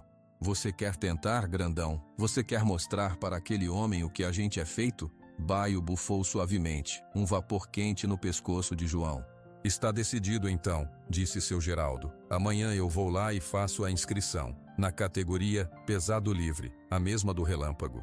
O domingo amanheceu com um céu azul claro. A corrida do Divino era o maior evento do ano na região. A pista de terra, lisa e reta, ficava num campo às margens da cidade. Barracas de comida, música alta e bandeiras coloridas criavam uma atmosfera de festa. Mas o clima naquele ano era diferente. Quando João e Carlos chegaram com Baio, puxando uma carroça simples que eles mesmos tinham adaptado, um silêncio parcial caiu sobre a multidão. Todas as cabeças se viraram. Baio era um espetáculo à parte. Seu pelo mel brilhava sob o sol, sua musculatura era uma escultura viva de poder. E ele caminhava com uma dignidade tranquila, seu olhar fixo à frente, ignorando o burburinho. João, ao seu lado, parecia pequeno e magro, mas sua postura era reta, seus olhos determinados. Do outro lado do campo de apresentação, Eduardo Venturini lustrava as botas de relâmpago. O cavalo campeão era um animal lindo, de pelagem negra brilhante, nervoso e impaciente. Eduardo usava um uniforme de treinador caro, mas seu rosto estava pálido e tenso. Quando ele ergueu os olhos e viu a multidão se virando para João e Baio, um tremor percorreu sua mão. Ele ajustou a pulseira do relógio, 1, 2, 3 vezes. Um fiscal da corrida, um homem idoso e respeitado, veio até João. João Pedro. Inscrição número 15. Cavalo Baio, da Fazenda Esperança, tudo em ordem. Ele olhou para o cavalo, depois para João, e um leve sorriso apareceu em seus lábios. Boa sorte. A cidade inteira está torcendo por você. E não era mentira. Enquanto João levava Baio até a área de aquecimento, as pessoas começaram a bater palmas. Um aplauso inicial, tímido, que cresceu até virar uma onda de apoio. Gritos de "Vai Baio" e "Força João" ecoavam. Carlos, ajudando a preparar a carroça de competição, olhou para a multidão. Nunca vi nada igual. Eles não estão torcendo por mim, João disse, ajustando o cabresto especial de competição. Estão torcendo contra ele. Ele inclinou a cabeça na direção de Eduardo. A prova de tração era simples. Quem puxasse um trenó carregado com blocos de concreto por 500 metros no menor tempo, vencia. Os cavalos competiam sozinhos na pista. O barulho do público era ensurdecedor. Quando chamaram o nome de Relâmpago, Eduardo entrou na pista. O aplauso foi educado, mas frio. Muitos ficaram em silêncio. Eduardo conduziu o cavalo negro até o trenó, prendeu as tiras. Suas mãos, vistas de longe, pareciam trêmulas. Relâmpago, sentindo a energia do dono, ficou ainda mais agitado, dançando no lugar. O sinal saiu. Relâmpago partiu como um raio. Sua velocidade inicial era impressionante. Mas no meio do percurso, quando o peso ficou mais pesado, ele pareceu hesitar. Eduardo gritava, chicoteava o ar. O cavalo terminou a prova em um tempo bom, mas não excepcional. O silêncio da multidão foi a verdadeira resposta. Então, o alto-falante chamou. Próximo competidor, Cavalo Baio, tratador João Pedro. Uma salva de palmas estrondosa tomou conta do campo. João conduziu Baio até a linha de partida. O gigante cor-de-mel olhou para o trenó carregado, para as cordas, para a multidão barulhenta. Suas orelhas giraram, captando todos os sons. Ele bateu o casco no chão 3 vezes, rápido. João colocou a mão em seu pescoço. Foco. João sussurrou, sua boca perto da orelha do cavalo. Só o caminho à frente, e a minha voz. Siga a minha voz. Ele fez o ritual. Esfregou as mãos uma na outra, lentamente. Depois prendeu as tiras de tração com movimentos firmes e calmos. Baio observava. Sua respiração era profunda e controlada. João se posicionou ao lado da cabeça do cavalo. Olhou para a linha reta de terra à sua frente. A multidão ficou em silêncio, segurando a respiração. O juiz ergueu a bandeira. No boxe de Eduardo, longe dali, o dono do Haras segurava um copo de água. Sua mão tremia tanto que a água derramou. Ele não via a pista. Via apenas aquele homem e aquele cavalo que ele tanto desprezara, prestes a humilhá-lo em público. O som do apito cortou o ar. João gritou um comando claro e forte. Baio reagiu como uma mola liberada. Seus músculos poderosos se contraíram e ele partiu com uma força bruta que fez o trenó de concreto parecer leve. Não era a saída explosiva de relâmpago. Era uma aceleração poderosa, constante, implacável. A terra voava sob seus cascos. A multidão explodiu. Gritos, aplausos, vaias para Eduardo. Era um rugido de apoio. João corria ao lado, mas sua voz era o guia. Vai, Baio. Puxa, agora. Baio não diminuía. Seus olhos estavam fixos no fim da pista. Suas narinas soltavam vapor. A conexão entre homem e animal era perfeita. Uma só vontade impulsionando aquela massa de força para a frente. Eduardo, incapaz de se controlar, saiu do boxe. Ele viu a cena. Viu seu tempo sendo ameaçado. Viu a vitória, o prestígio, escorrendo entre seus dedos. Seu rosto era uma máscara de ódio puro. Na pista, Baio se aproximava da linha de chegada. Seu tempo era impressionante. A vitória estava a poucos metros. A linha de chegada estava lá, uma faixa branca esticada na terra. Os gritos da multidão eram um mar de som que Baio parecia ignorar. Seus olhos âmbar estavam fixos no ponto final. Seus músculos queimavam, mas ele não parava. Cada passo era uma explosão controlada de força. O trenó pesado deslizava atrás dele como se fosse feito de papel. João corria ao lado, seu pulmão ardia, mas sua voz era um faralho constante de incentivo. Isso, mais um. Agora, Baio. Agora. Os últimos 5 metros. 4. 3. Baio esticou o pescoço, como se ele mesmo quisesse romper a fita. Seu corpo poderoso atravessou a linha branca. Um silêncio instantâneo, seguido por um rugido que pareceu abalar o chão. A multidão explodiu em comemoração. Chapéus foram jogados para o ar. Gritos de Baio, Baio ecoavam. João parou, dobrado ao meio, lutando para respirar. Ele ergueu os olhos. Os fiscais da corrida se aglomeravam ao redor do trenó, verificando os cronômetros. O homem idoso, o fiscal-chefe, pegou um microfone. Silêncio, silêncio, por favor. Aos poucos, o barulho diminuiu para um murmúrio ansioso. Todos os olhos estavam no fiscal.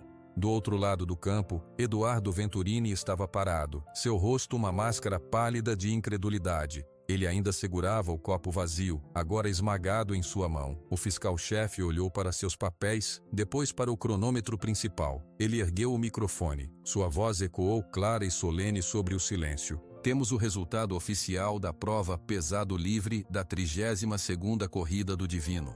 Ele fez uma pausa dramática. O campo inteiro prendeu a respiração. Em primeiro lugar, com um tempo de 2 minutos e 14 segundos, o cavalo Baio, tratador João Pedro, da Fazenda Esperança. A explosão de som foi avassaladora.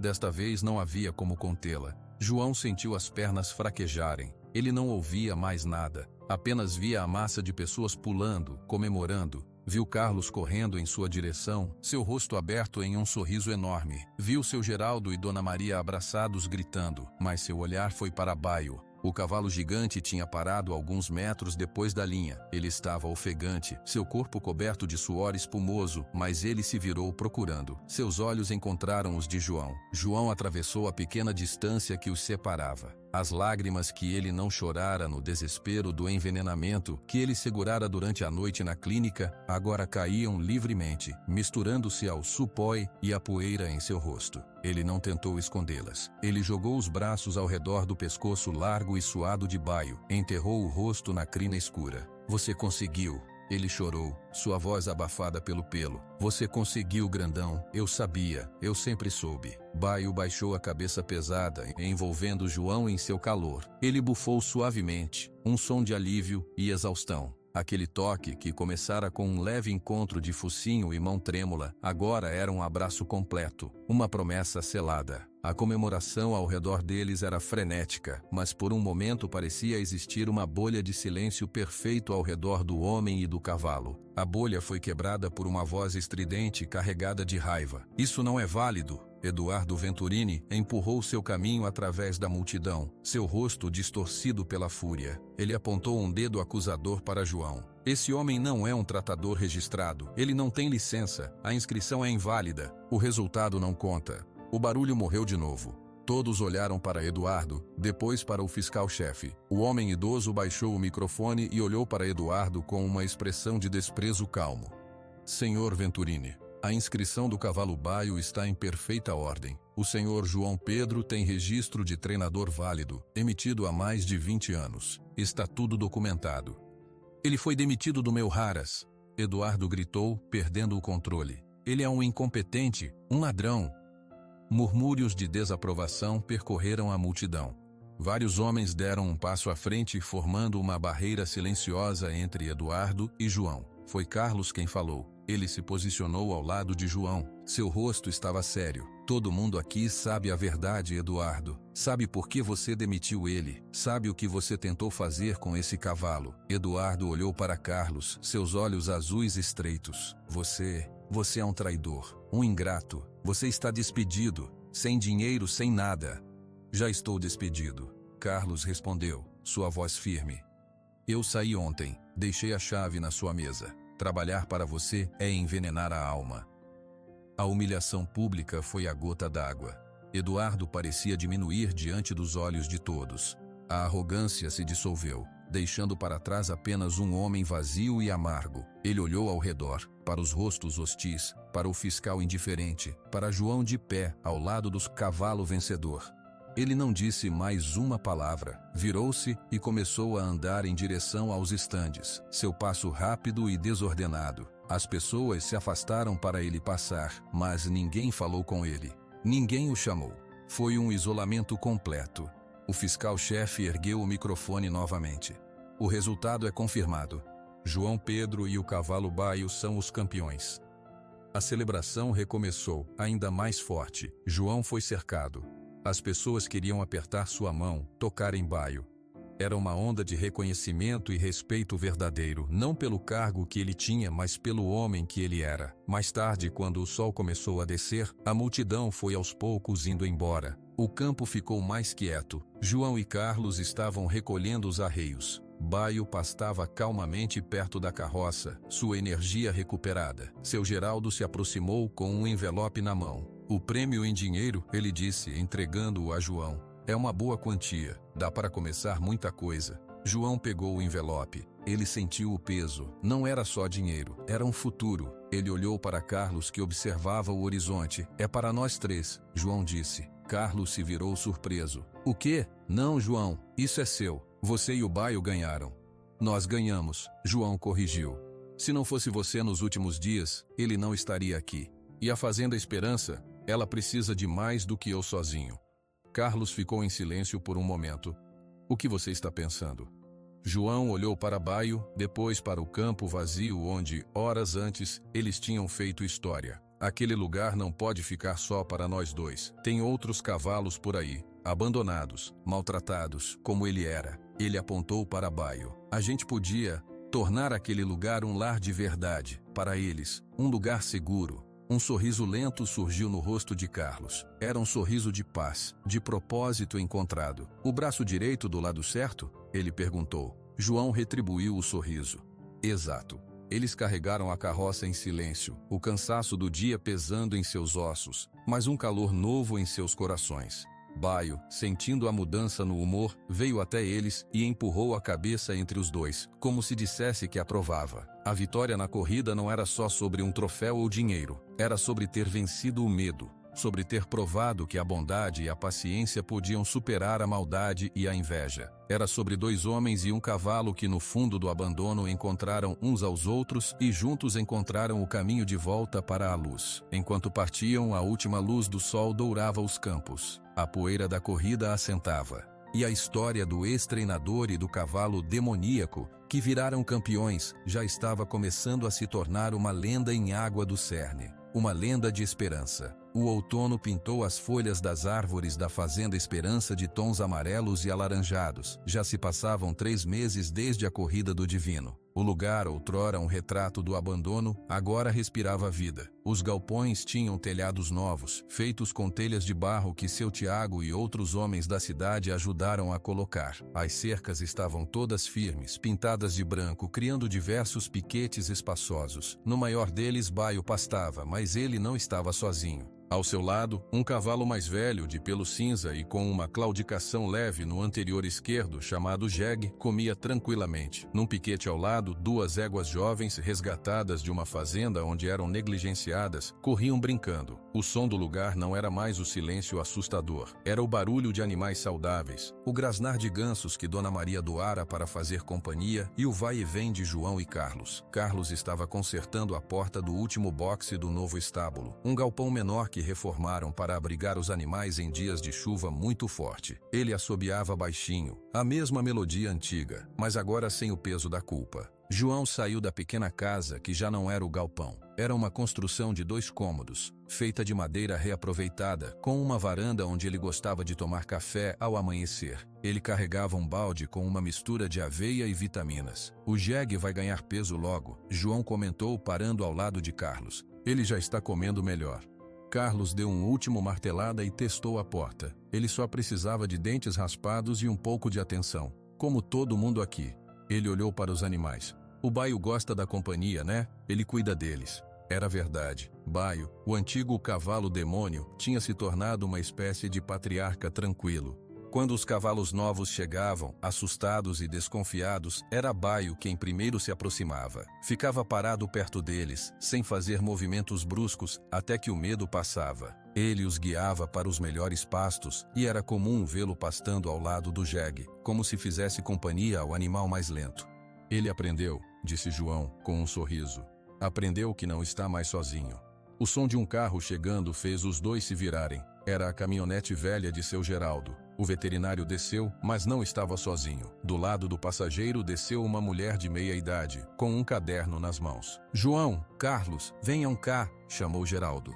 Eles se aproximaram. A mulher sorriu. Esse é o João Pedro e o Carlos Almeida, apresentou Geraldo. Essa é a doutora Helena. Ela é veterinária também, mas trabalha para uma ONG de proteção animal de Curitiba. Ela ouviu falar de vocês.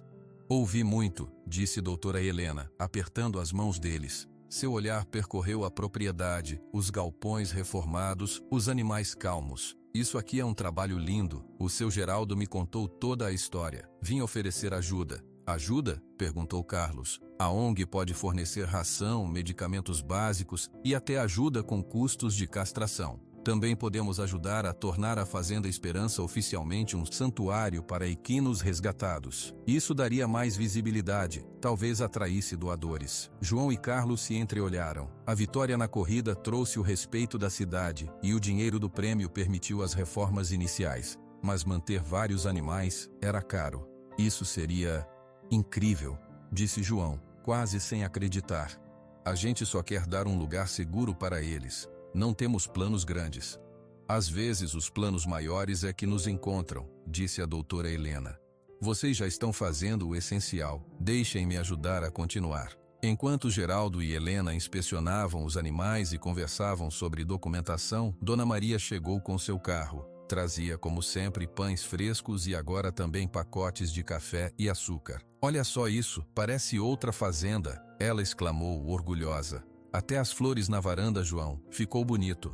É a sua muda que você deu, Dona Maria, já floriu. Ela sorriu satisfeita e depois seu rosto ficou sério. Fiquei sabendo de umas notícias, do Venturini. João e Carlos pararam o que estavam fazendo.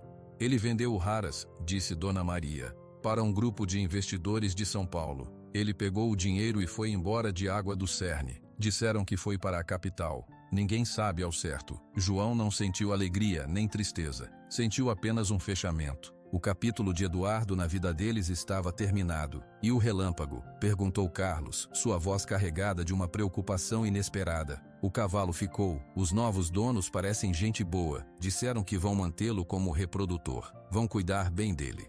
Carlos soltou um suspiro de alívio. Ele era um bom cavalo, só tinha um dono ruim. No fim da tarde, depois que todos foram embora, João e Carlos se sentaram na varanda. O sol se punha atrás dos morros, pintando o céu de roxo e laranja. Os animais estavam todos nos piquetes, tranquilos. Baio estava deitado na grama, perto da varanda, seu corpo imenso relaxado. Nunca pensei que eu teria isso, Carlos disse, olhando para as mãos, agora calejadas de um trabalho que tinha orgulho. Uma casa, um trabalho que vale a pena, amigos. A casa é sua também, disse João. O quarto de trás é seu enquanto você quiser. Carlos acenou com a cabeça emocionado. Obrigado, João. Por tudo. Por não ter me jogado fora quando eu apareci na clínica. A gente estava precisando de um braço direito, disse João, dando de ombros, um leve sorriso nos lábios. E você é bom com as mãos. Eles ficaram em silêncio por um tempo, ouvindo os primeiros grilos da noite. O que a gente faz agora? Perguntou Carlos. Amanhã a gente limpa os piquetes do fundo. A doutora Helena vai mandar a primeira remessa de ração na quinta-feira. E o seu Geraldo vai trazer aquele potro que ele falou, o que tá com o problema no casco. Carlos sorriu. Era uma rotina boa, cheia de propósito. Então amanhã é dia de trabalho. Sempre é. Mais tarde, quando a noite já estava escura e Carlos tinha ido dormir, João saiu para um último cheque. Ele passou por cada piquete, verificou as porteiras, olhou para cada animal. Todos estavam bem. Por fim, foi até onde Baio estava. O cavalo se levantou ao vê-lo se aproximar. João abriu o portão e entrou. Ficou de pé ao lado do cavalo, uma mão no seu pescoço quente. Juntos, olharam para a Fazenda Esperança. A luz suave da lua iluminava os galpões novos, os cercados, a casinha com a varanda. Lembra quando a gente se encontrou? João sussurrou. 2 desajustados. Olha só o que a gente fez. Baio virou a cabeça e esfregou o focinho no ombro de João, um gesto de carinho que era agora parte natural deles. João envolveu o braço ao redor do pescoço do cavalo. A solidão que uma vez os consumira não existia mais. Tinha sido preenchida por um trabalho, por amigos, por uma família feita de escolhas e segundas chances. A Fazenda Esperança não era mais um nome irônico em uma placa podre. Era uma promessa cumprida. Um lugar onde criaturas quebradas podiam se curar juntas. Ele não era mais o melhor treinador do interior do Paraná. Era algo melhor. Era um cuidador, um protetor. E ao seu lado sempre seu maior amigo, o gigante cor-de-mel que ensinou a ele o significado real de esperança. O vento noturno passou suave pelos campos, trazendo o cheiro de terra e grama. Amanhã traria mais trabalho, mais desafios, talvez mais animais precisando de ajuda. Mas João Pedro não tinha medo do amanhã. Ele finalmente tinha encontrado seu lugar no mundo, e ele nunca mais estaria sozinho.